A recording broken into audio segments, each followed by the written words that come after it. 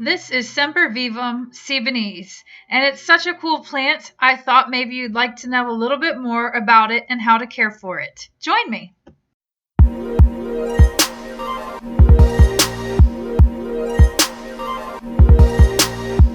Liquid Amber Girl Gardening. Let's begin by naming this plant. The name begins with the genus, which is Sempervivum. For your information, Sempervivum means or translates to always alive. So as a beginner gardener, this is a really great plant for you, inside or outside. Next is the specific epithet, arachnoideum. Together, the species is the genus plus the specific epithet.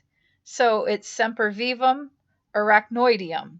And then the cultivar is last. It comes in between single quotations, and the cultivar for this is Cebenese.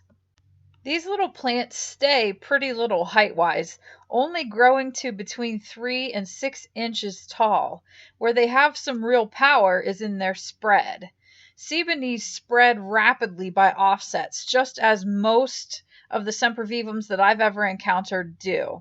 In fact, these originate from Europe, which most of the succulents and things that we encounter in our collections are not from Europe. They're usually from Africa, South Africa.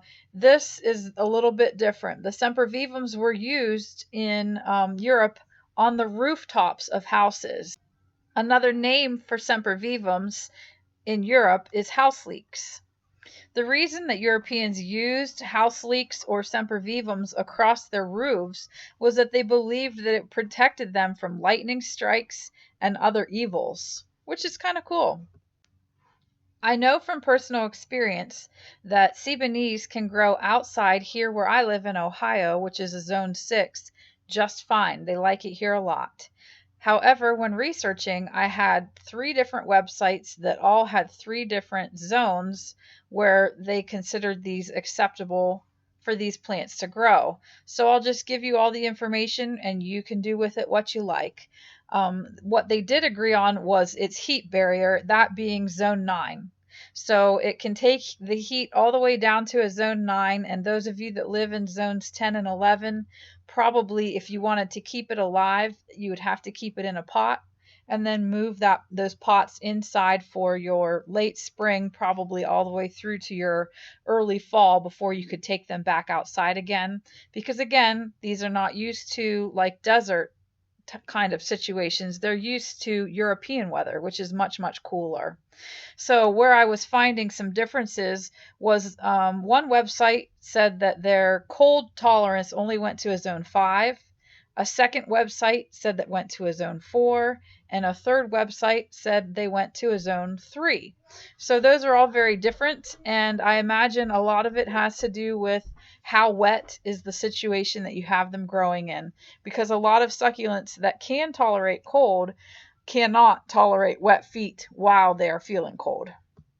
Another interesting thing, at least I think, about these Cebenese is they do like full sun except during the summertime. So what I do to kind of counteract that intense sunlight that comes in the summertime in Ohio is I pair the Cebenese with summer blooming plants, perennials, like yarrow. I have some fernleaf yarrow that will grow up over top of my Cebenese during the real heat of summer, and then I cut it back in the fall. Or you could do just your annuals because you plant them in the spring. They're probably not full enough to even cover the plants until right about the time that you want them to be covered in the late spring, early summer, and then you pull them back out again in the fall. So the Cebenese would be receiving the kind of light that they need. The last thing that I wanted to share was the whole reason I wanted to do this video and do this research for this video was to find out about these wonderful white filaments or hairs that cover the surface of the Cebenese plants. What are they? Where do they come from? Why do they have them? And all the research that I did, I could find nothing. Nothing other than just a description of the fact that they have it, that sometimes these white hairs can disappear during the winter time, and then regrow in the warmer months.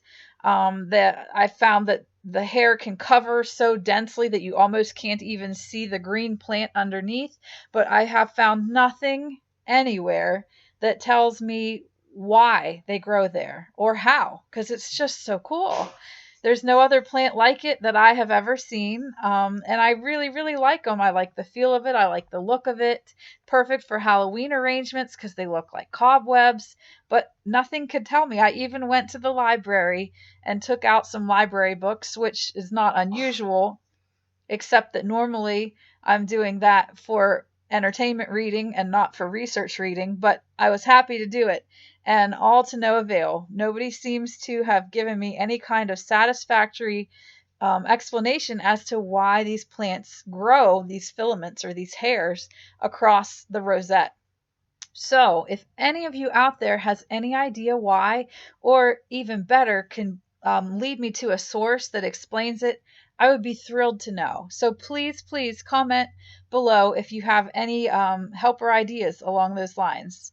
Thanks for watching. I really hope you enjoyed this video, and have a wonderful week, everyone.